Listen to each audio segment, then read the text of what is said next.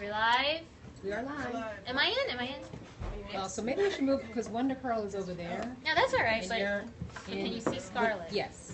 Oh yeah, as long as you can see Scarlett. And Tiffany, of course. Tiffany's important. I gotta turn that down. You can actually move her chair closer to the side. Oh, you know, we could just scooch Or this move it. over. Oh, this won't fall? Yeah. That's all right. To the left. Okay. Okay, perfect. Yeah?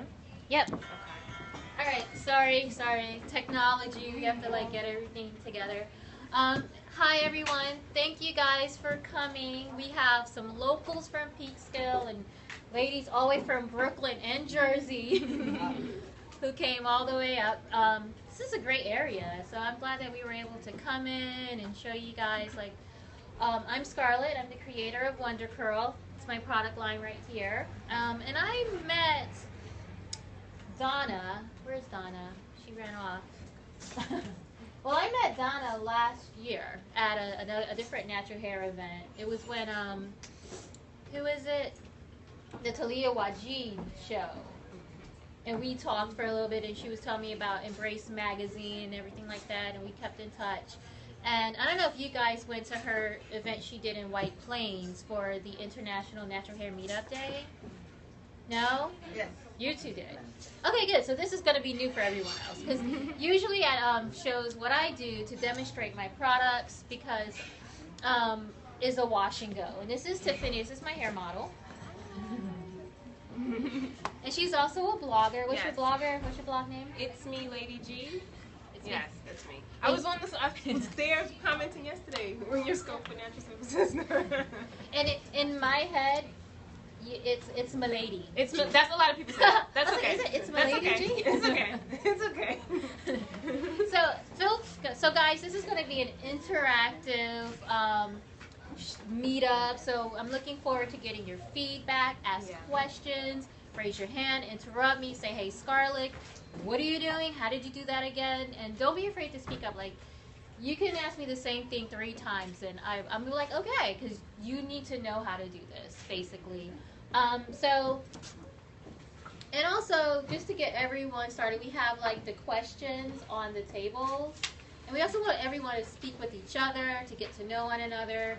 So unlike, you know, we want you guys to become friends as well. Because one of the great things about the natural hair movement is how it's created like this sister bond, right? We all get together, we're discussing our hair, we're sharing tips and tricks, and so it's all about, like, so many people I met, Abena, her sister, Tiffany, and it's all through, and Donna, and it's all from just simply going to events. So, so please, we recommend that everyone speaks up, and I'm going to ask you guys questions as well. You know, how did you, like for instance, why did you go natural? For those of you who went from relaxed to natural hair. And I'm going to start on Tiffany's hair as well. So come on, ladies, speak up, speak up. We're all friends here. Avena, can you start? You like how I did that, right? You want me to let you know how long I've been natural, or why did I go natural? Yeah. Okay. So my story of going natural is multiple factors were related to it. I used to wear my hair in, you know, the doobie, the wrap. Well, I wouldn't go out with the wrap on, but I would wrap it at night and then take it down, just wear it straight down my back with a little bevel. And I wore it like that for several years until my stylist said, why don't you do the V? Okay, I'll get adventurous. I used to have, like, you know, that straight one length. So then I did the V, and it was so severe. What's a V? Like, the V is when your hair comes down into a V. Oh, To a point. And I didn't really like that one that much. So then after, you know, making that move, I decided I wanted to have more body to my hair. And so to get more body, you have to have layers. I was like, oh, okay, I can cut my hair into layers. I had my stylist cut my hair into layers. They weren't the best layers. So my layers never fell the way that I wanted them to. It didn't look right. So then the way that I was styling my hair, I didn't like my hair anymore. I had always loved my hair. I was like, okay, let's try and get rid of these layers. And as she was getting rid of the layers, she was just cutting my hair shorter and shorter. So then I didn't like my hair short. And for me, short was like right up there. And I was like, oh, it's so short. So then I started noticing other little things. Since I didn't like my hair, it's like, you know, you find little nitpicky things that you don't like about your hair all of a sudden. So one of the things was when I was getting it relaxed, it wouldn't take over here. I was like, oh, can you double up, or can you make sure you know, really go hard there or something, because it's not taking. That was frustrating for me. And then I got to the point where doing the wrap, the left side of my hair started to feel very tender and sore. Even to the point where when she would put it up and I had to brush it down the next day and every day that week, it was so painful. I was like, okay, maybe I just need to stop doing a relaxer. Maybe I need to stop doing the wrap. You know, maybe just stop doing all of this. Because your hair is in one way. Yeah, motion. And then the epitome, I saw Chris Rock's movie. Good hair. I hated that. Yeah. So you're watching Good Hair. So Good Hair was basically the kind of like the catalyst for you. Yeah, it was like the final. And so when he mentioned, or when they mentioned in the video, being addicted to the creamy crack, it was the first time it hit me. I was like, oh, wait a minute, this is not my hair. I mean, granted, it wasn't my hair, but it wasn't the natural way my hair was. I was like, oh, I was just going to get my hair touched up every couple of months. No, you were damaging your hair. You were changing your hair. That is when I made the decision, after all of those factors were factored in, to go ahead and start the transition. So I transitioned over. I transitioned over 5 months, and then I did the big chop in August of 2011, August 30th of 2011. So it's been literally 4 years, but I have like a little bit of hair. Yeah. That's it. And my story.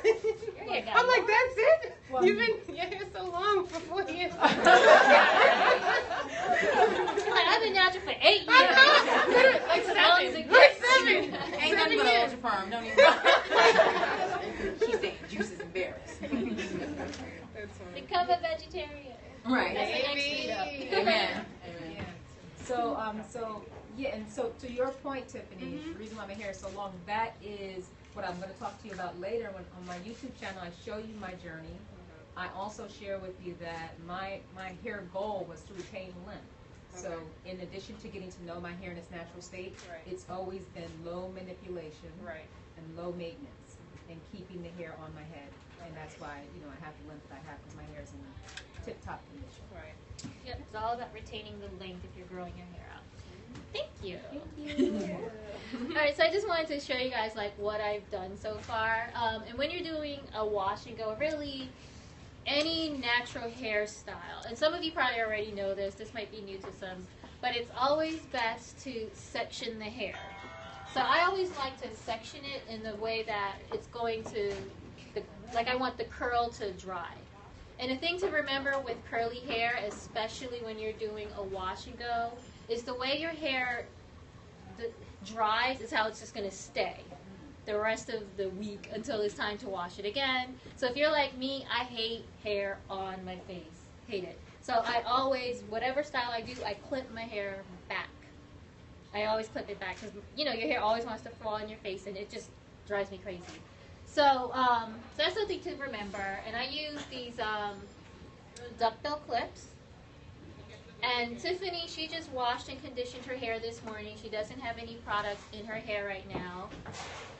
And so I just sprayed it with regular water because, again, if you're doing a wash and go, you always want to have your hair wet. It doesn't have to be sopping wet, dripping wet, but just wet enough that it's going to be easier to manipulate and the product is going to be distributed more evenly. And so I'm using today, which is probably like my holy grail of combos, but I've been playing around with different combinations. And we're also scoping this live, by the way. That's why this phone is like in the middle of everything. So especially like in the summer, going into the fall, these are like a nice combination of products to use because it's not going to be too drying for your hair. But now that the air is a lot drier, and you notice it, you probably notice that you have to use thicker creams on your skin. You also want to use thicker products on your hair. And it's now that there's less moisture in the air, it's all about trying to keep what moisture you have in your hair sealed in. And that's where, like, when you're using the Butter Than Love whips, that's where that can also come into play, that you're layering that on top of everything else, and that's sealing in the moisture. So I'm going to be layering products on Tiffany, and I'm going to be using, this is the Butter Than Love Pudding. It is an aloe-based product. It has shea butter and castor oil in it. And then I'm going to layer the Get Set Hair Jelly over it. And so what the jelly is going to do is that's going to define the curls. And, I mean, this isn't fair because Tiffany already has, like, amazing curls.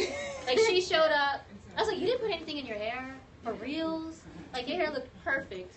She's like, I don't have wash-and-go hair. I was like, that's not true. I know. This literally is the first time that I would be having unofficial wash. I usually, like stretch it or, like, leave it in a style for a little while, for a couple of days, maybe in, like, 2 braids or something like that.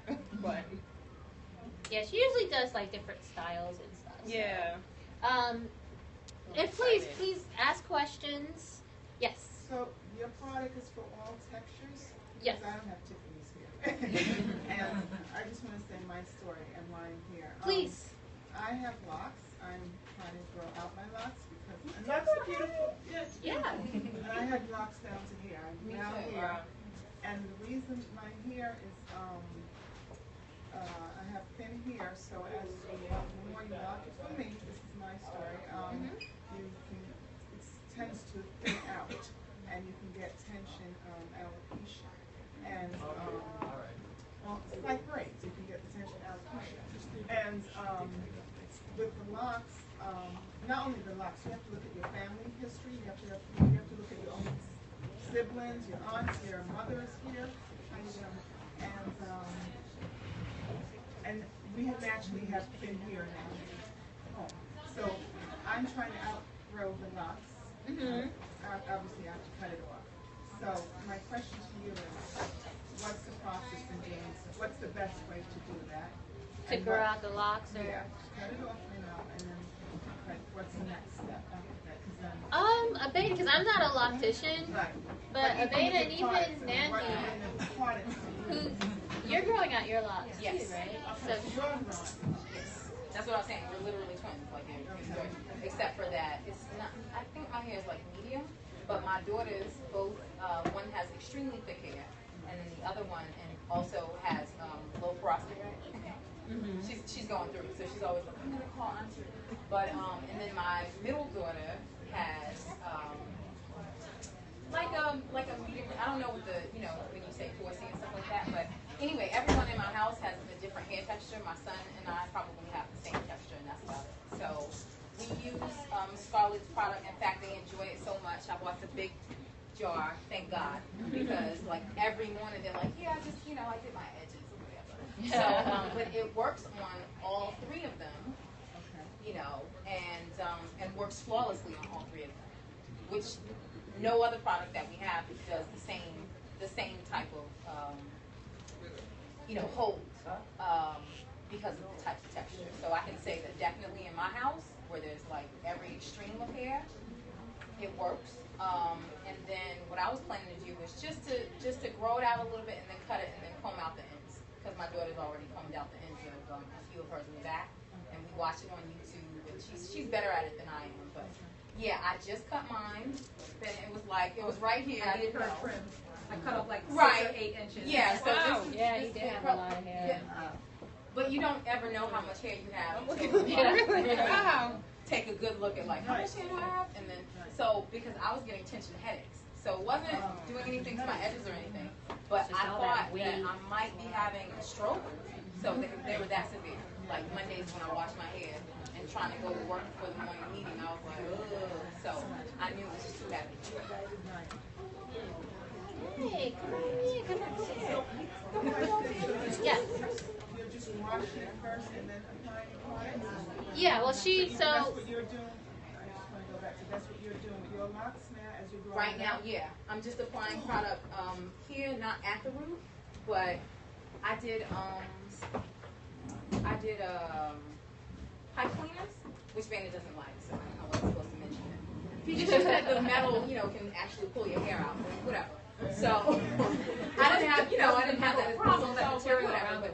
But like just rods will do, and I just wrap the hair around. Well, actually, I make my daughter do it, but she wraps it around the rod, and then you fold it over at the ends, and it just looks like individual curls. and then when you take it down, it does like this. Right. So without any extra braiding to the root or whatever. And so I put some of the Get Set hair jelly all around the edges, you know, To keep it like curly. and then you know, makes the Shangri-La go to the back, you know. So I understand. We can actually talk afterward, but yeah, I do a bunch of different things just to make sure that there's no extra manipulation at the root. Right. Because I understand what you're saying. And to answer your question with regard to it also working on different textures, your product is going to work on, well, her products definitely work on all textures. I use it almost exclusively in my salon for wash and go styles. And I've had several different textures in my chair, or people with different textures have come to me. So her products will absolutely work on him for certain. I've also done lock maintenance using the Get Set Hair, Get Set Hair jelly. Okay. And then another thing that you have to think about when it comes to products is you have different things going on, like porosity, we're going to be talking about in more detail today. You also have the factor of how fine, medium, or thick your hair is, and the thickest hair is considered coarse hair technically in the industry. So even though we may look at ourselves and say, oh, my hair is very dry, or my hair is very coarse, it really is the diameter of the hair strand that makes it coarse. And so if your hair is really thick in itself, if the hair strand is really thick, then you would need products that already have very fine hair strands. So that's what makes the difference when you are applying the product to your hair, not necessarily your curl pattern or your hair. Yeah. And also, to go back to the question about will it work on like different textures, I'm not, I don't fall into or believe necessarily in the different hair typing system.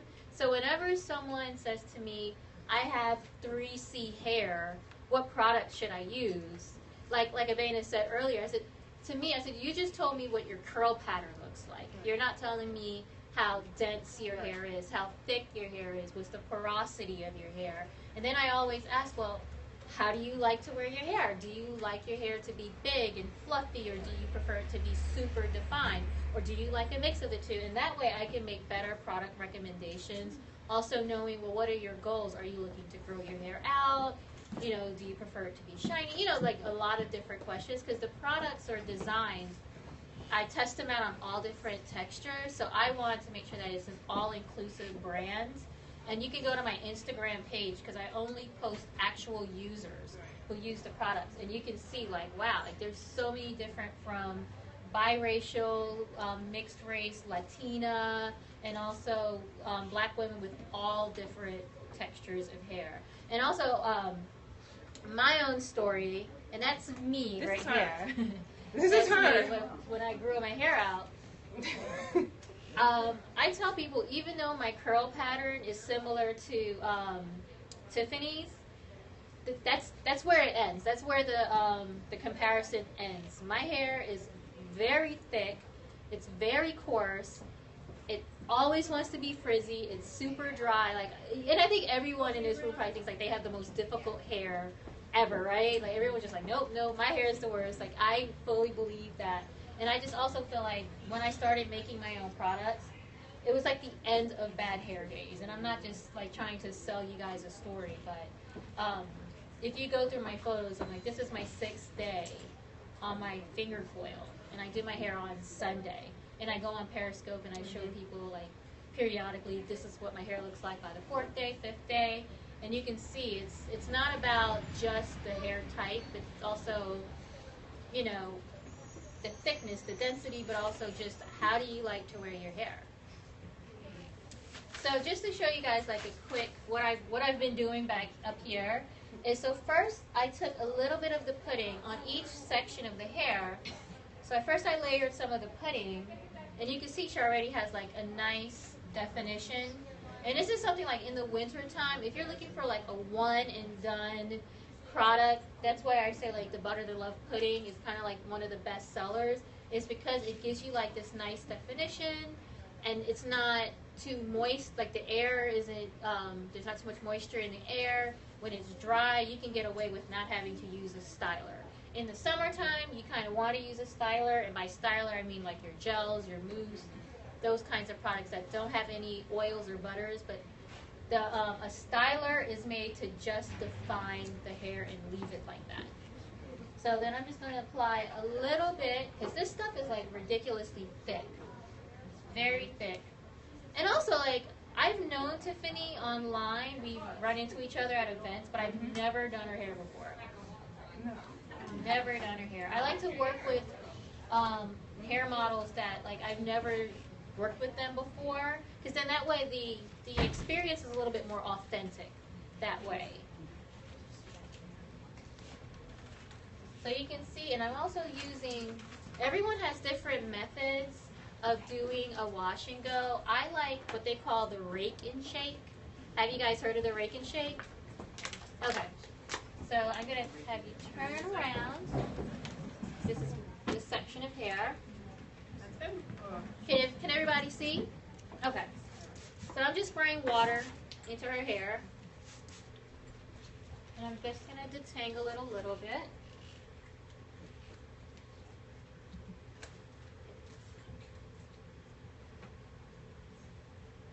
Alright. Just add a little bit more water.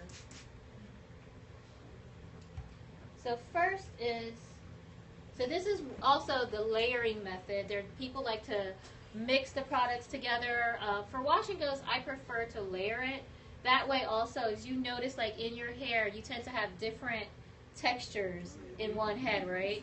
And you can see just from the shortness how like the back of my hair is like almost wavy. The center part is like a rug. It is so thick and coarse. And then the sides, my hair grows in different patterns. It's like the weirdest thing. It goes way back here, and then on this side, it's like whatever.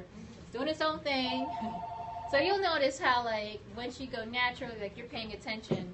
So that's why, like, doing a wash and go, layering the products really helps. Because then you'll know, okay, this part of my hair is more dry or low porosity.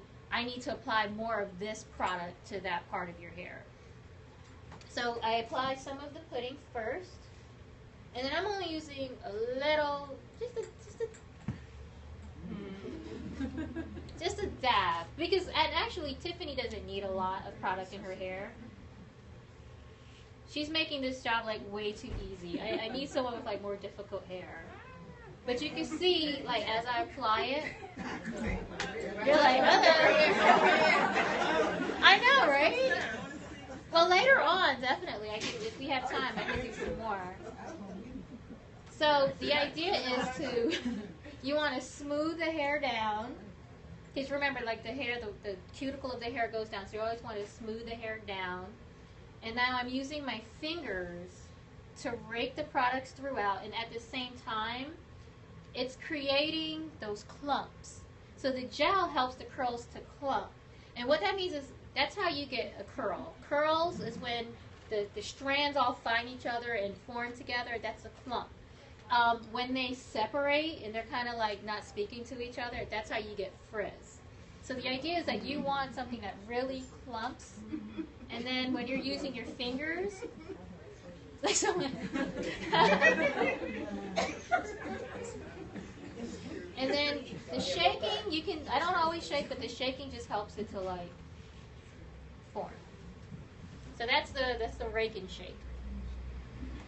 And then there's also like the prayer method. If you watch like Google, they're like just smoothing it through. But I like this because I like my curls. Like I prefer my hair to be super defined, especially like if you're like me, you only want to wash your hair once a week, and if you're feeling extra lazy, like every other week. This way, when your hair is super defined on day one, you can sort of get away with more days with your wash and go, because that way it just gets looser and fluffier as the each day goes on.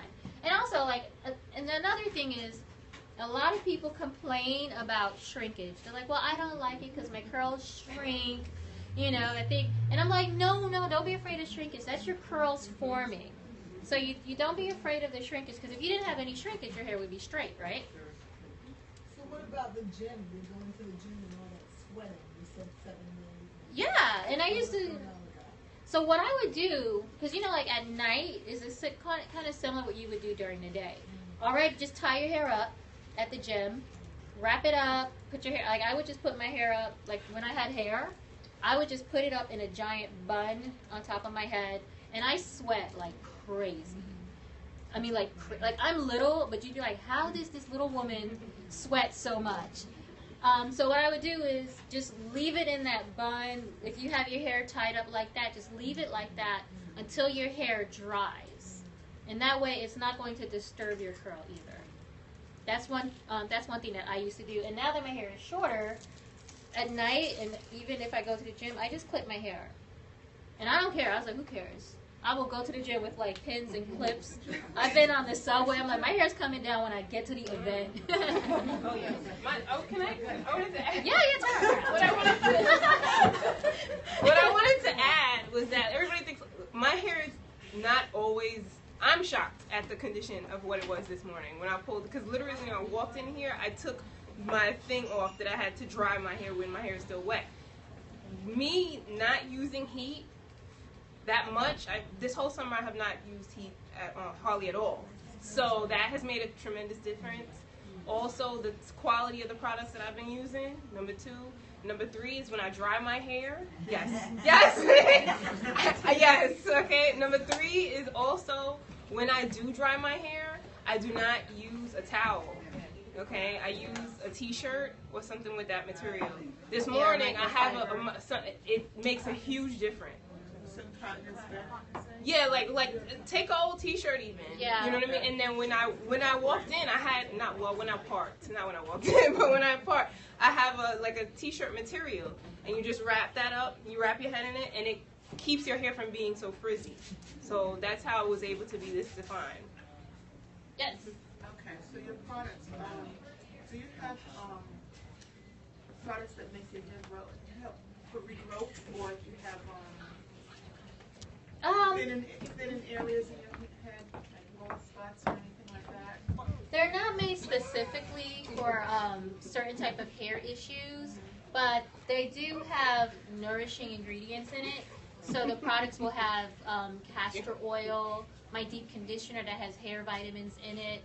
So, and I also like to just tell women and men who come to me and are like, I have this issue with my scalp. I have extremely dry scalp, or my hair has been, I have bald spots. I always tell them, like, check your doctor first, because it might not be a product issue. It could be an internal issue, especially if you're noticing, like, your hair is shedding a lot more than normal. It's always, it could be diet. So and I watch, like, on the Facebook groups, and people are like, this is how much hair came out. What should I use? I'm like, your doctor. Like, it could be like a thyroid issue. It could be Hashimoto's, like a Hashimoto's. Yep, it could be extreme stress. Yeah, so I always tell people, like, And your products that you use. I'm sorry. Yeah, and the other products that you use. Yeah, it could be like really. It could be hormones. It could be, because even that's my son. Back then, when I did, well, after I had him, my hair did come out.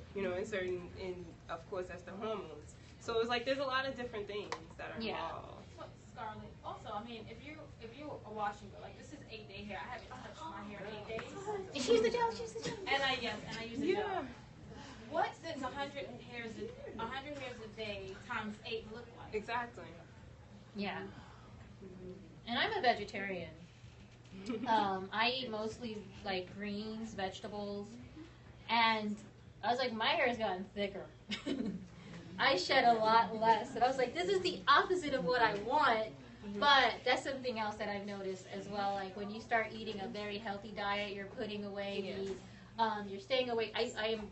I'm probably like the worst date ever now, because I am a vegetarian, gluten-free, and I hate cilantro. Guys love me. They're like, you're so difficult. I was like, just take me to a vegan restaurant and we'll be happy. But, so these are all things that I have noticed in my own journey of changing the way that I eat. Like, you know how when you would relax your hair, all those little baby hairs, that's actually hair that, like, burnt off, right? Suddenly one day, it all just started to grow. I was like, where did this silly little curl come from? It was like parts of my hair that burnt off, didn't grow for years, and suddenly it just started to grow. And I don't even have that many baby hairs anymore because they all grew out.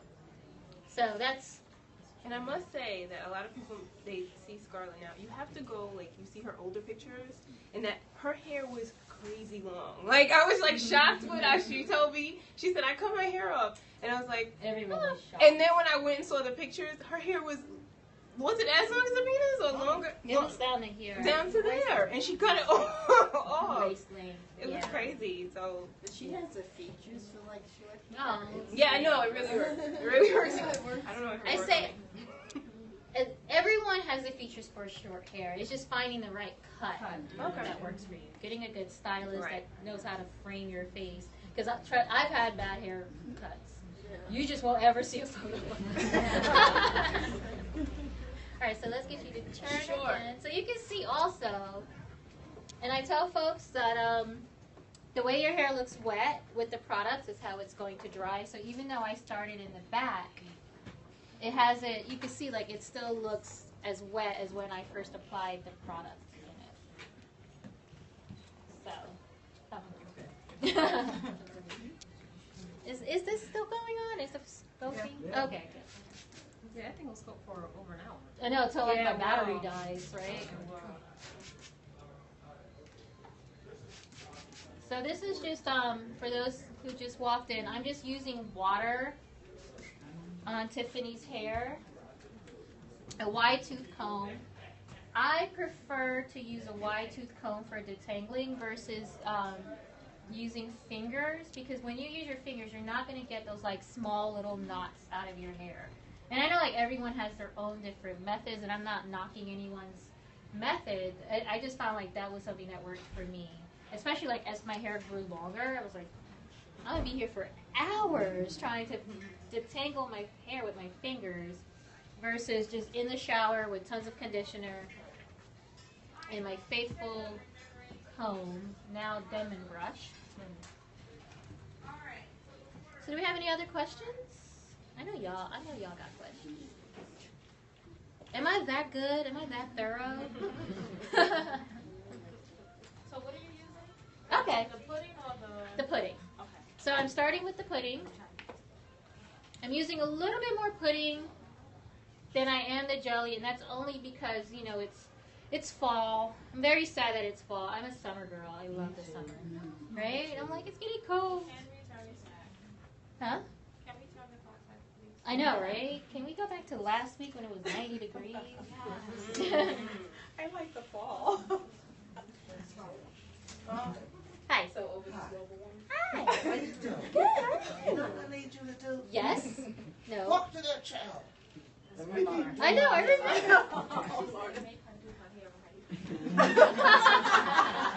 Make her do her hair.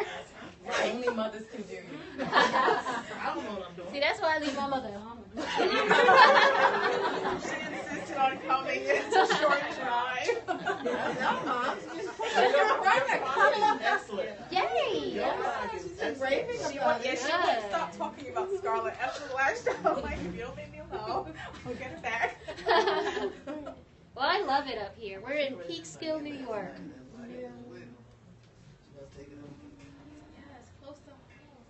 So again, and this is the other thing. This is taking me a little bit longer because, you know, I'm stopping to talk.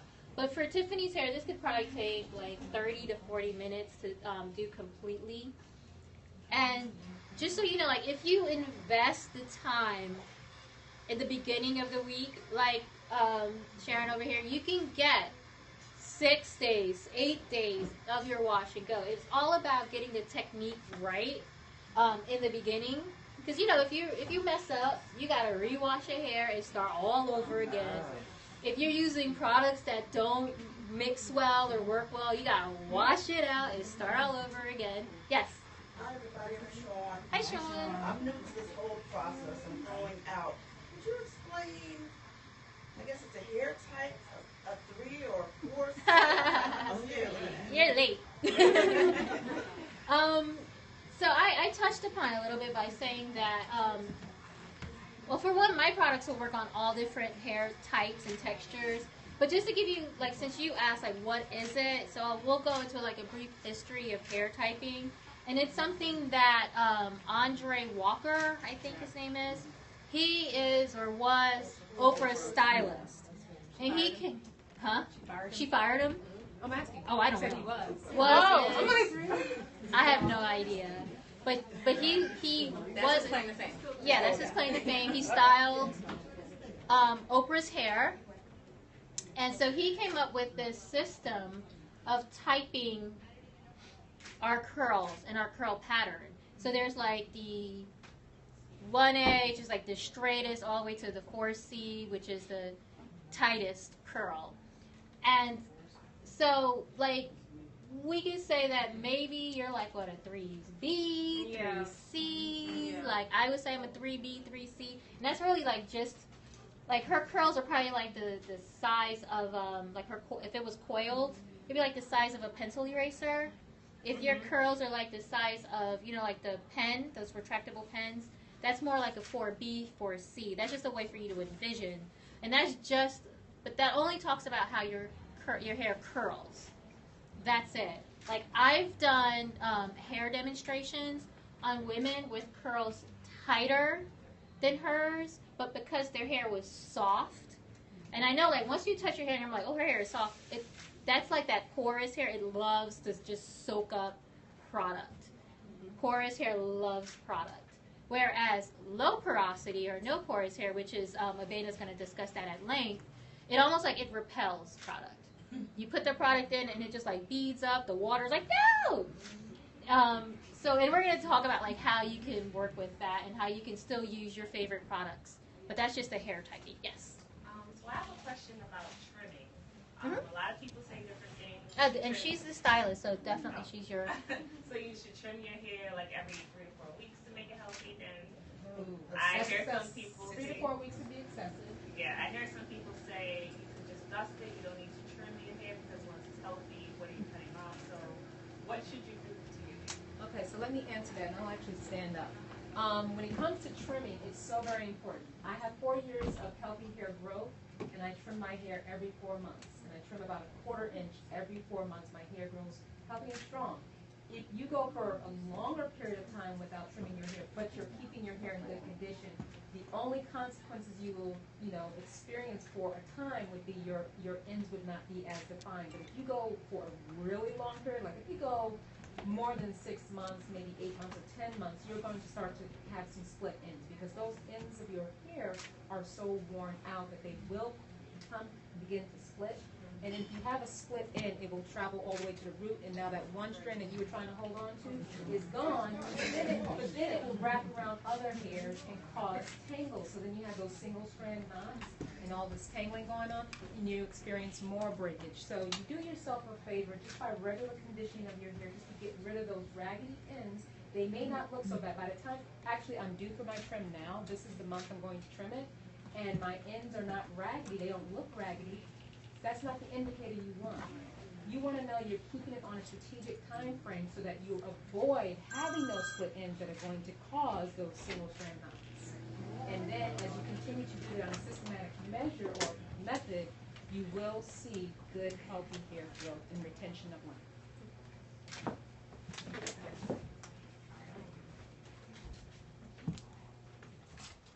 Any other? Come on, we're keeping this interactive.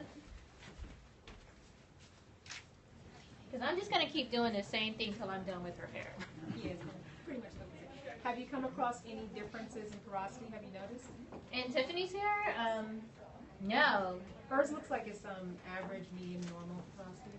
Yeah, it's like normal. When I did the test, the test in the water. The water test. The water test. But this was some time ago. But it did float. What's the water? Yeah, that's the thing, and that's something I was going to talk right. about. So we can go ahead and talk about Yeah, it now. We can do a portion of the presentation. Yeah, like stand up, get in front of the screen if you want. So that way, like the people who are watching could like see you and not just hear your voice. Oh, okay. Yeah, feel free. I guess I could do that. So I'm glad that Tiffany mentioned. I don't know if I'm in frame. Sorry. Where do you want me to go? Yeah, right here. See, you shouldn't have told me to go. Yeah, I'm taller. You want me to take my shoes off? No. There you go. Yep, now people can see you and Tiffany. Yeah, okay. All right. So I'm glad that we mentioned the test. There are a couple of popular tests that have been popularized online that you can try. One of them is that water test, where if you pluck different strands out of your hair and then put it into regular temperature tap water, if you put it in there, if your hair sits for about 2 to 5 minutes, it should either float or sink halfway or sink all the way to the bottom to identify whether or not it's low, medium, or high porosity. So if it sinks all the way to the bottom, that means your hair is soaking up water, then it means it's highly porous. If it sinks just a little bit but still sticks up at the top, that means it's normal porosity. And then if it just floats, if it gets no penetration into the water, then that's supposed to indicate that you have low porosity hair. Now, I personally know what the porosity of my hair is throughout my scalp, and I've done the test, and I've gotten inaccurate results. So it's something that I never recommend to people to do because you can misdiagnose your hair, and I've had plenty of clients come to me and say, girl, I know I'm low porosity. I'm all in their hair. I'm like, I haven't come across the low porosity hair yet. So it's so important. I'm going to talk about how you can identify whether or not you have low porosity hair, but it's unfortunate that you can get inaccurate results, and then people are not managing their hair appropriately because they have that inaccurate information. So that's one test. Has anyone heard of another test that you can use for testing your porosity? You had a question? No, just when it sticks to the bottom, say that again, I'm sorry. Are you taking When notes? it sinks to the bottom, that's supposed to indicate that your hair is highly porous because it's soaked up so much of the water. Highly porous. Yeah. Porous. Yeah. I usually just ask people when you get in the shower, does it take a long time? That's my part of my presentation. Oh. Can we stay in the lane? Y'all take We're working together. Do a tag team. We Tag are off the teaming. scholars. Go. Okay, here go. And the body can it change? That's a great Your porosity can absolutely change, and the way that it changes is from less porous to more porous over time, because your hair goes through a period of wear and tear. So when your hair starts off as a baby, fresh from the scalp, that's where it's going to be the least porous. So for the average person who has average porosity hair like Tiffany, you're most likely going to start to become more porous over time, so you will have more of a potential to become high porosity. But you still need to manage your hair, make sure you don't wear it out too much, that you do become highly porous. If you start out with low porosity hair, which I have a section of my hair which is extremely low, after it reaches about 3 inches, it becomes just low porosity, and it can receive a little bit of moisture. And then towards the end, it just becomes nicely porous, and it behaves. And the roots still act up. Well, the root's going to act up because it's new growth coming in, and that's my DNA, that's my genetics. Yeah.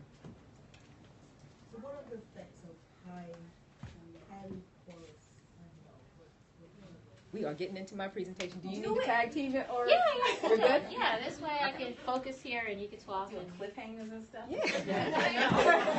I'm a speaker. Sorry, porosity But just so you know, that's my sister. Right. I don't just break into other people's conversations. That's why I'm taking all the pictures. Okay, so we're just going to go ahead and do the presentation so people know. Does anyone actually know what what porosity is? Okay, so we've already kind of started with Donna. I know it, yeah. Yeah! Go Donna, go Donna. Come on in, come on in. That's gonna be live. Your Periscope. Oh my goodness, Lord have mercy. Stand right there, go ahead. Okay. Yeah, so basically, porosity has to do with the ability of your hair to soak up moisture. So if you think of your hair like a sponge or like a fence, oh boy, I'm going to mess up now because I've never had to explain this line. So I do understand what it is, but it's basically the ability of your hair to absorb and retain water. So I think the last time I looked up something online, it was from, I forget where it was, actually Black Hair Science 101, and she kind of likened it to like spaghetti, the way spaghetti is. I'm really messing this up. So probably should have a beta. Yeah, it's, if you think of your hair as like a sponge, if you take a sponge, right, a regular sponge is going to soak up a certain amount of water. And so long as the sponge, I guess, if it's healthy, it'll just retain the water. I'm really bad. I should have prepared for this. You're just giving I just know what it is, and that's it. Yeah, I have a vague idea what it is. I just don't know how to explain it. But I do know it's the ability of your hair to soak up moisture and then retain it. So if your hair is soaking up water and it's retaining it really well, kind of in a balanced way, you have normal porosity hair. If it's taking in the moisture and it's losing it, I forget what porosity here, which level that is. That's high. And I forget what low is. It's hard to get it in. It's hard to get it in. And I did watch your YouTube videos. So basically a lot of times what happens, I understand when it comes to certain products, sometimes if the product isn't holding the product well, or if it's sitting on, if you have a product on your hair and it looks all white and flaky and stuff, we've all had that happen. That has to do with the porosity of your hair. And sometimes what people will think is that this product doesn't work well for my hair, and it's not necessarily the product, it's basically how your hair is absorbing it.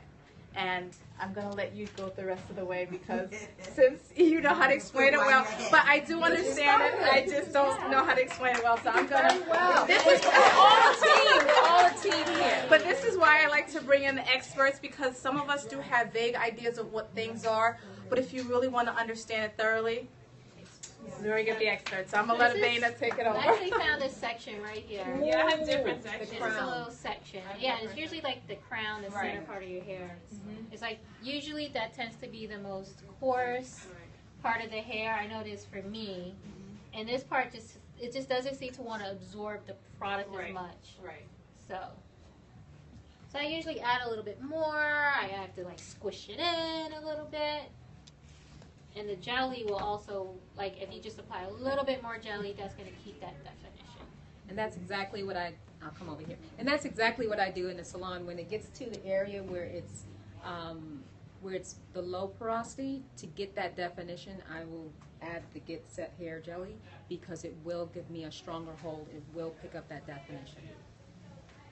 Yep. Yes, go ahead. I had a question about like the water. Sometimes like when you're washing your hair, I don't know if I'm using the right temperature. If it's too cold, like when I'm doing my conditioning, if I'm too hot when I'm doing my washing with the shampoo. So and then sometimes if I'm using it, if it's too hot, I guess it's depending on the product that I'm using, it kind of feels brittle after a while. Like my hair kind of feels kind of dry and brittle. Okay. I'm not sure if it's the product or if it's just the water. When you are wetting your hair, please remember to never use extremes. So never use cold and never use hot. Stay toward the middle. So you want to use warmer hair for low porosity hair and never rinse with cool water when you have low porosity hair. And then for normal or high porosity hair, you want to rinse your final rinse with the cool water, never cold. And so that's just your final rinse. But all throughout, your washing and conditioning, go ahead and stick in the warm area. Just your final rinse for high and normal, you can do cool. For low, do warm. Okay? Why is that? Okay, so we're going to go, okay. You can do this. My sister loves me. It's so linear. I'm like, I was here. Why are you trying to take me over there? Okay. She's working on being more adaptable, but she's working. You're flexible now. Okay, you So the reason why. Last rinse. Yeah, so if you have low porosity hair, you never want to do the last rinse with cool water. You always want to keep everything on the warm side. So your every part of your rinsing, and then your final rinse is always going to be warm. For those who have highly porous hair or normal porosity, then you can use the cool water for your final rinse. But you're going to use the warm water throughout your wash and condition. Why? Because you want to rinse the product away. Your final rinse with the cool, for those who are high and medium, the final rinse with the cool is in order to help to encourage your cuticle layer to start to close. For those of us with low porosity hair, we don't want to. She's like, someone's gonna be like, "What's a cuticle?" Right? Like you might keep my nail PowerPoint presentation just like what's a right? Like who needs to know what a cuticle is? Somebody. See? Okay. Someone needs to know what it is. Okay. So just so you know, your hair has three main layers. Okay. The first layer, the innermost layer, is your medulla. We don't know exactly what it does, but it's in the innermost part. It looks like little beads or little M&Ms or little almonds or something like that. And it doesn't necessarily have anything to do with pigmentation. It really does not have a function, but it is there for some of us, especially those of us who have dark hair. Then the majority of your hair strand is made up of your cortex. It's essentially your hair. That's the part that you would adjust your color. That's the part where you put the processing in order to get a relaxer. That's where everything takes place. So that's what you think about when you think of your hair. Then the outermost layer is your cuticle layer. It's there to protect that cortex. Okay, so the medulla doesn't have a function. It's right in the innermost. The cortex is about 75% of your hair. And the outermost is your cuticle layer. It's designed to protect the hair strand. And so what it looks like is like these little shingles. Your hair strand has these little shingles on that top layer that will lift up and shut down as you impact it with water or with heat, or like steam. Okay? So with that said, now that I've mentioned about the cuticle, now I'm thinking about something else I want to just tell you really quickly. Some people like to focus on maintaining their ends, as if you handle your ends, it's going to impact the rest of your hair all the way up to your root. But understand, you have those cuticle layers that will open up at any portion of that hair strand. So your hair is impacted at every single layer, at every single level. That's why you can have very low porosity hair at the top, at the scalp level, and then as you get lower, as the hair gets older, like my hair down here, at the ends, is normal porosity, and can be close to high porosity, or leaning toward it, but it's not. Did that make sense? Mm-hmm. Did I lose anyone? Yeah. You're looking at me like, what did you just say? No, I'm not. The reason I'm looking that way, I've never heard so much about hair all my life.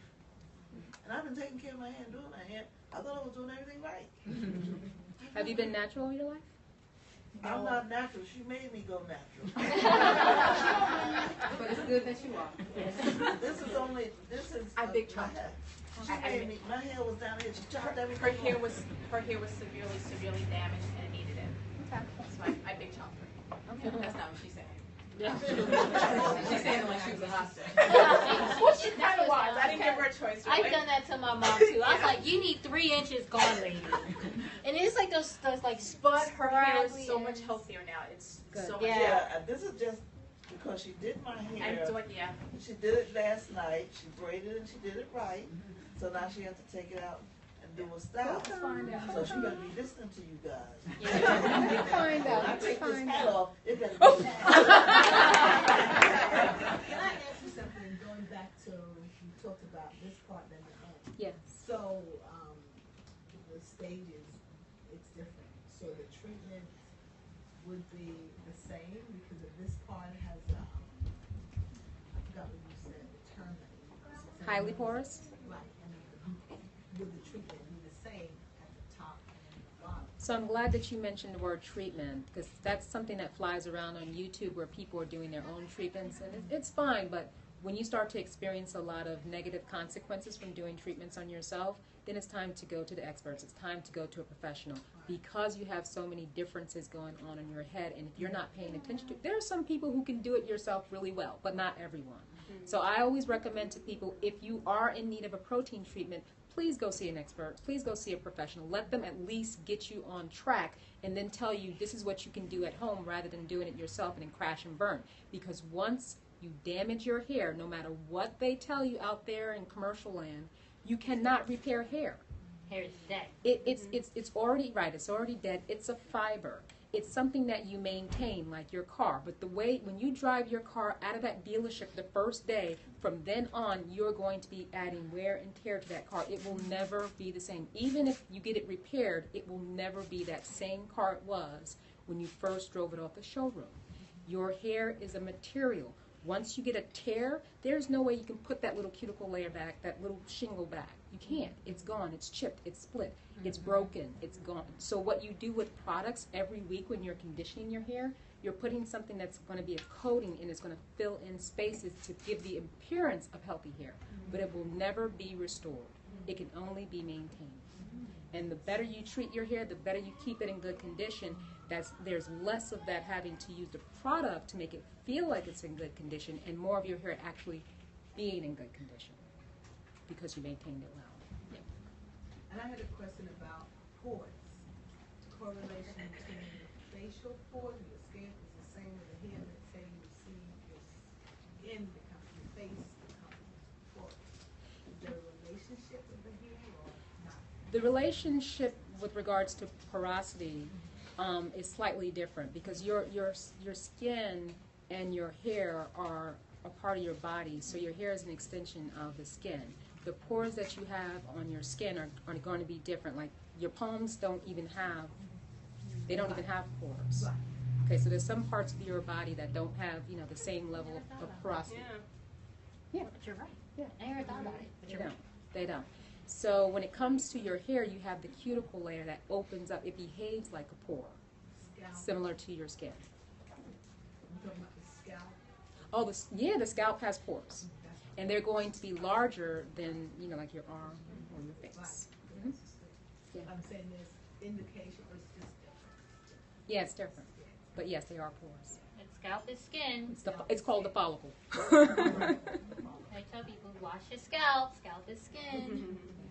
So I wanted to kind of give a demonstration of how you can identify low, medium, and high porosity hair. Well, I'm almost done with hers, so. You want me to get out of the way? Well, not get out of the way, but like I don't want you to get deep into it because I still want you to have like your own time on stage without. No, but come on, like there's like people, questions. Okay, so I'll take questions. Can I just, speaking about scalp, Yeah, and let's have I you noticed turn. that she's doing the hair and she's not I'm not touching your addressing scalp. this, Right. addressing the scalp. Are we supposed to be addressing the scalp? So are your products, do you have products for the scalp or? I don't. My products are for hair and not for the scalp. And like for me, I've learned that you don't grease your scalp. Like your scalp will I know, I took it hard too. Yeah. Yeah, right? Like growing up, you're like, girl, you gonna grease my scalp. Love her. Love her.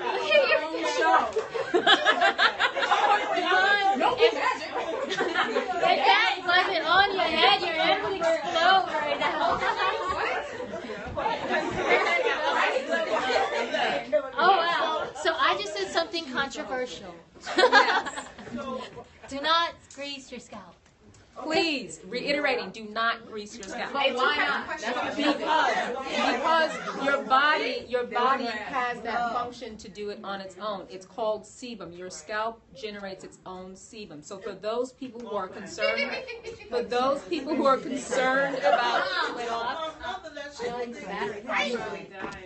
We grew up on Dixie Beach. You're right. It's just a little better. Okay, basically what I learned about not greasing your scalp is, this is what I want to get to, is that I charged it actually helps to irritate your skin. Okay. So over time, you know how your skin is getting tight and itchy and you're doing that or you're getting in there and then you're tearing up your scalp is because like you wouldn't put layers and layers of lotion on top of your skin without washing it for a week. So your scalp is doing the same thing and you don't even realize it. You're like, why is it? Well, I must need more grease, So it's an addiction that we have in our community. Yeah. But nonetheless.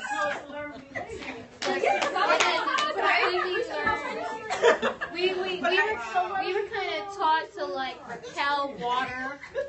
Right. Run away from water and put the grease on it. And that grease on it. Yeah. But I do have a question because what about, I know not the hair grease, the thicker stuff, but what about the like the jojoba oil? Do you recommend that? Because my scalp, I feel, needs it. Only because it's damaged from the chemicals. And I've actually been doing my own little home concoction, which is actually finally working because it was absolutely brutal. Okay. So if you have a scalp condition, I am going to be providing that service where I do hair and scalp analysis. I do have a system that I use. It really gets down to the microscopic level. Okay, so for the average person does not need to put grease or oil on their scalp. Now, granted, if you have an itchy scalp, it's probably because you're not using pH balanced products, or your scalp is not thoroughly clean. Because if your scalp is thoroughly clean with a pH balanced product, then you should not have an irritated scalp. So if you are experiencing an irritated scalp, there are people who have scalp conditions, and you can go to a dermatologist, or you can come to me when I have everything set up for the hair and scalp analysis, and we can give you that diagnosis. But for the average person, you do not need to use grease. I'm looking, I'm excited. They're learning. I've been fighting Vaseline all my life. But you will have naturals who will tell you, especially I think Tiffany mentioned that she just had a baby and her hair is shedding, and they will say you need to put Jamaican black castor oil on your edges. Okay, so Jamaican black castor oil. Let me just tell you this once and for all.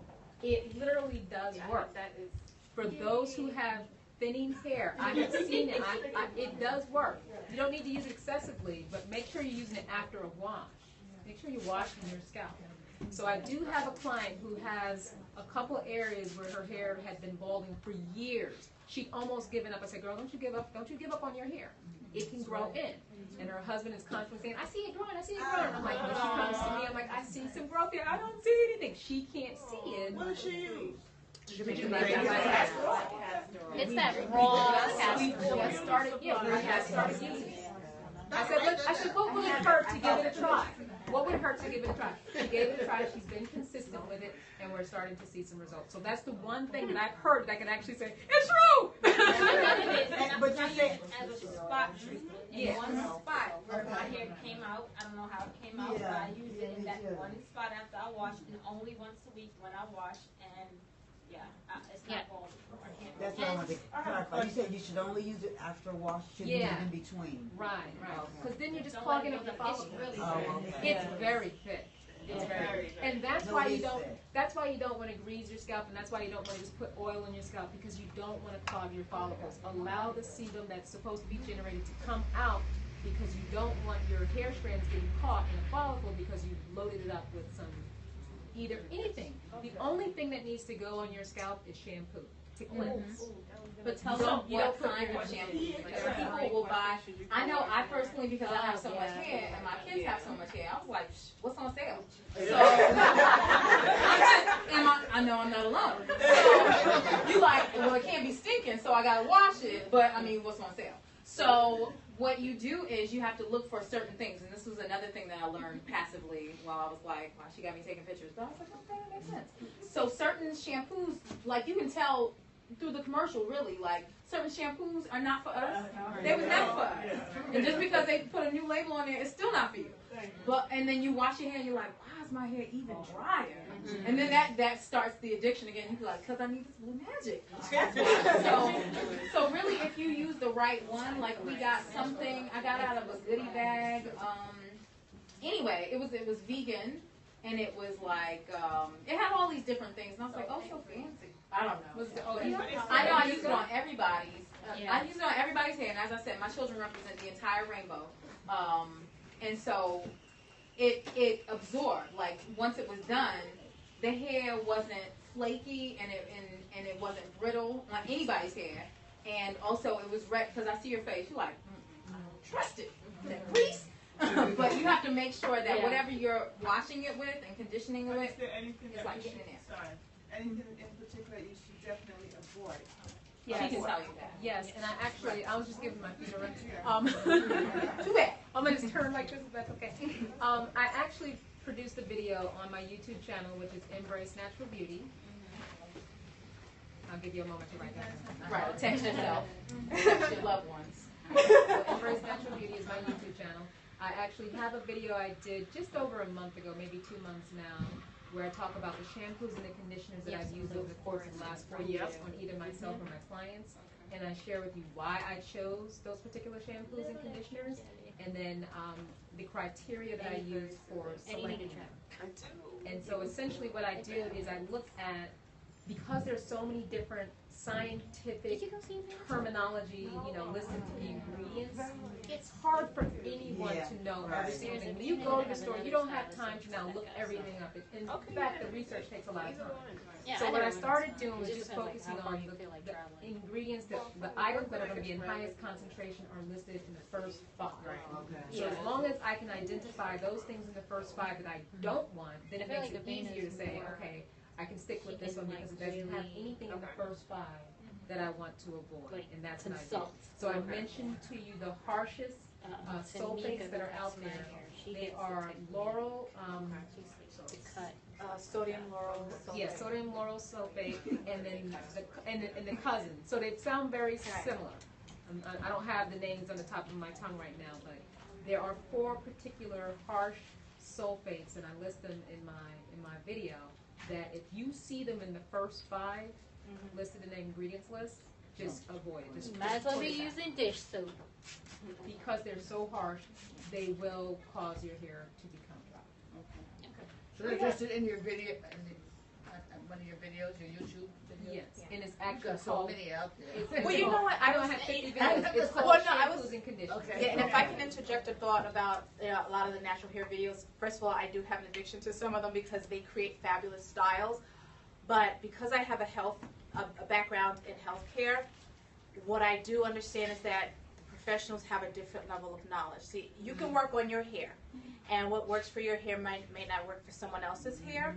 So that's why it's important to find someone who's a professional. And I was so glad that Scarlett told me about Abana's videos, because I'm like, finally, we have a natural hair care specialist, someone who's a cosmetologist who went to school, who has a science behind it, and who's natural. Yes, and who looks like that. With her hair, she's going to give you the direction that will fit everyone. Whereas someone who's just saying, oh, try this, try that, it's just working for their hair, but they don't have the clinical skills to know that it's going to work on your hair or your hair or your hair. So, you can get caught up in watching a lot of videos and their styles are great. I'd say follow the styles and tweak it to work for you. But if you want the science behind it, I would definitely recommend somebody, Abana's YouTube channel, or find someone who's a natural hair care stylist, or who is, who has the credentials behind them, the science behind them, to know what works. So definitely write down Embrace Natural Beauty. So you do hair exams? So you're talking about the hair and scalp analysis. That is a service that I'm going to be offering in my salon. Where's your salon located? It's in the Bronx. We're so glad you asked. They not told you to start everything with, I'm so happy you asked. I welcome my coach as well. So the name of the salon is the Gifted Hair Clinic. It's located at 3511-1 Boston Road. Actually, Sean Gamble is one of my clients. She's in a protective style right now. I have a few. I didn't bring enough to give you a few of the cards. But what I'm going to do is you can take a picture of the card front and back. Okay. I'm also going to give you my information. I want you to, if you are on Instagram, you can go to my Instagram page right now. Don't wait if you have Instagram, go on right now. Go on right now. Follow it. And you will find Embrace Natural Beauty separated by underscores. Okay. And I just want to, I'm sorry if you were done. Yeah. To go back to like the scalp and the diet, and I've complained to you a lot that I suffered from seborrheic dermatitis for years. And if you're not familiar with seborrheic dermatitis, it's like a form of psoriasis. It attacks the scalp. It's very uncomfortable. It's itchy. I had to wash my hair every second or third day because of the flare-ups. And so just through like doing a lot of research, and also because of other reasons, I had to give up gluten because it was giving me migraines. I haven't had gluten on purpose because, sometimes they sprinkle it in things that have no business having gluten. And so I haven't had it in about a month. I had to give up cupcakes. Oh, okay. It was hard. Like, no more cupcakes.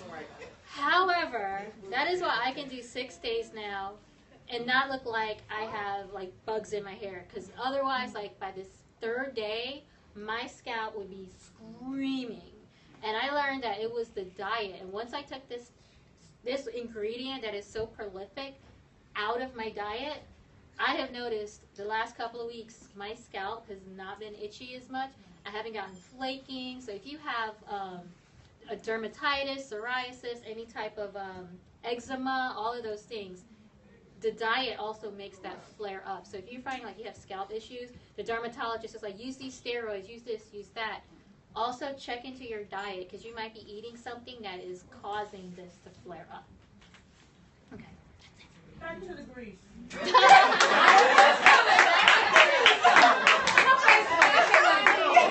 Okay, wait, before we go to the grease, I have a little 8-year-old. Whose hair is dry all the time. It looks dry. Are you saying don't grease children's hair either? Yes. My daughter's hair is like that. Yes.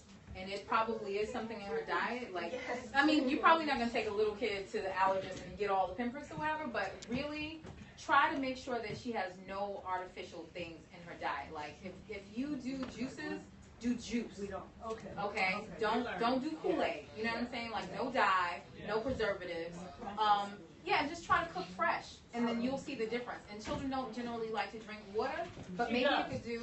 She does. That's great. I was gonna say I have this whole system. Like, it doesn't work on my 16-year-old anymore. But you know, like I do a thing where they get certain stars, and then at the end of the week, my little kids that are 3 and 8, you give them $1, they're like, "What? I'm rich. They're out on the street."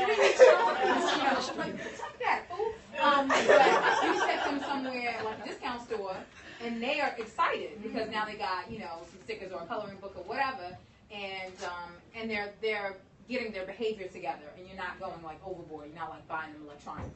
So sure. Are you saying avoid? Oh Lord. So it just so happens that so Scarlett and my sister are vegetarians, but I am vegan. But I have 3 children. Like, I for real have 3 children, right? So people are like, what? Not for face. Yeah. Like, for real, that came out of this gut right here, right? So there's certain things to avoid that are heavy in the American diet that have just become heavy in the American diet in the last 20 years. So if you look at the ingredients on everything, you want to avoid processed sugar. You want to avoid white. Right. We love fried foods because fried foods are naturally addictive. Yeah. So it's not your fault. Because once you have one French fry or one potato chip, it's for real. Because hydrogenated oil, it does something to you chemically, and you're like, I have to have that whole thing. I cannot put this thing away. So it still happens to me. So if I have French fries, I gotta have the whole thing. There's no like, oh, let me pass this. So I'm still a person, but I know that I can't have dye because I immediately get sick the next day. I can't have preservatives really heavy because then I get bloated or whatever, and then it's not about looking a certain way, but it's about feeling a certain way. So you know what it is to not feel well. So if you are eating something and you know that it's not making you feel well, just stop. Right. Or you But notice and then ask the children like, hey, how do you feel after you eat such and such? Like, let's try some different things. Make sure your plate is colorful. If nothing else, make sure your plate is colorful, and make sure that your protein is no bigger than your fist, because your fist is the same size as your heart. So if you eat in 2 of your heart, of course it's good. That's not going to do. And then also the protein is just going to go out of your body through the urine anyway if you don't balance out your diet. And one other thing I like to tell black women is drink alkaline water. And I don't mean like, oh, you need to go and buy some special filtration system. You can take regular tap water. You can either boil it or not, and you just put lemon juice with it. Not enough where it's like you're about to make lemonade. But yeah, that's why they give it to you in the restaurants. The restaurants are like, do you want lemon or lime? Because that acidity is going to cut what you're about to eat. So your pH must always be balanced. Just like if you're like, oh man, I got a yeast infection. You know what to do with that. Lots of people are like, oh, get some yogurt. The probiotic. But basically, you're always seeking to have a good pH balance. So if you think about that, and you have your water by your bed, because that's usually how I do it. So you get a gallon of water, you add the lemon, not fresh lemon with the pulp and the seeds and stuff. That's just going to make the water go bad. But literal lemon juice, that makes it alkaline. That's it. And you will notice the difference. It will burn off your cravings for extra sugar, and it will also flush your system. Yeah. See, we don't just talk hair here. So that you can start. That you can start anytime. Because some people are gonna be like, "No, I'm not gonna be here with you," and that's fine. But you need to know. But look at how amazing she looks.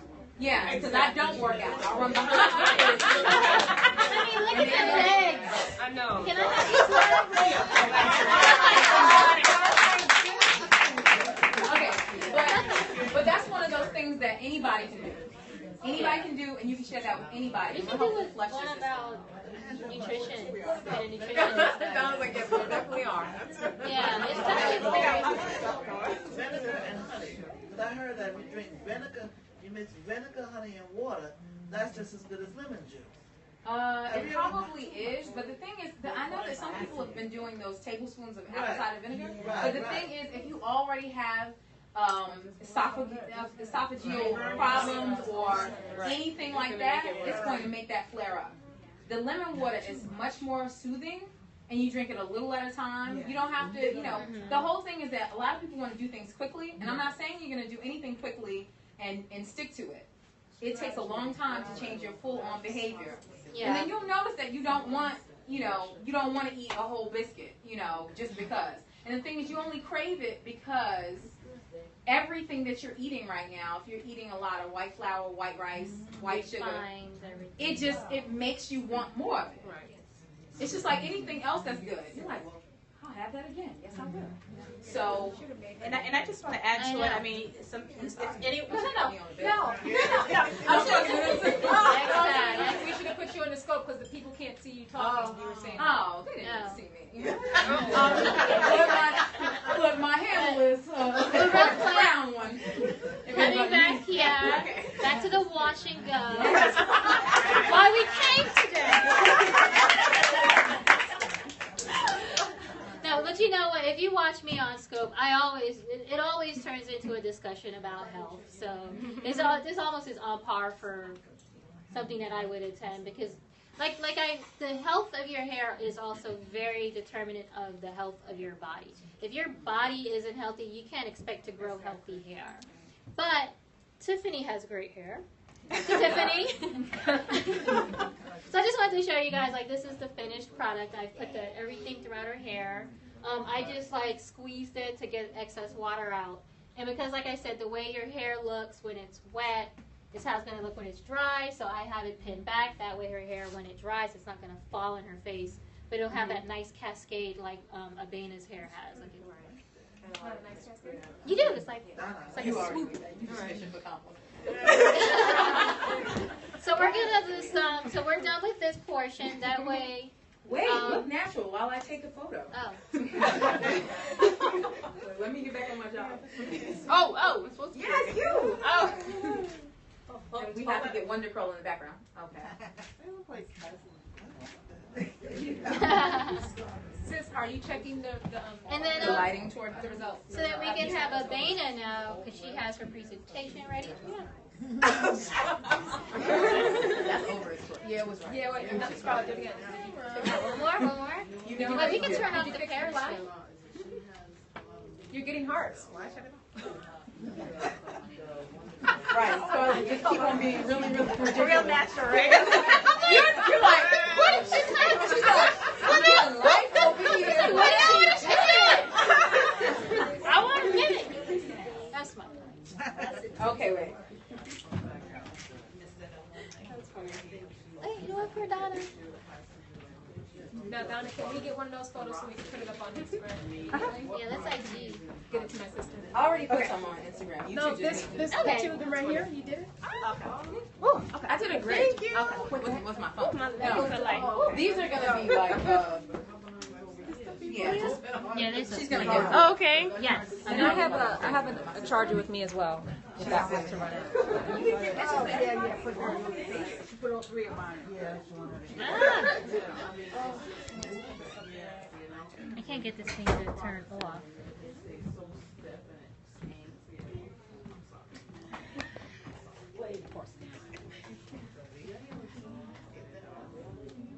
It won't let me turn it off. Hi, yes. all the help.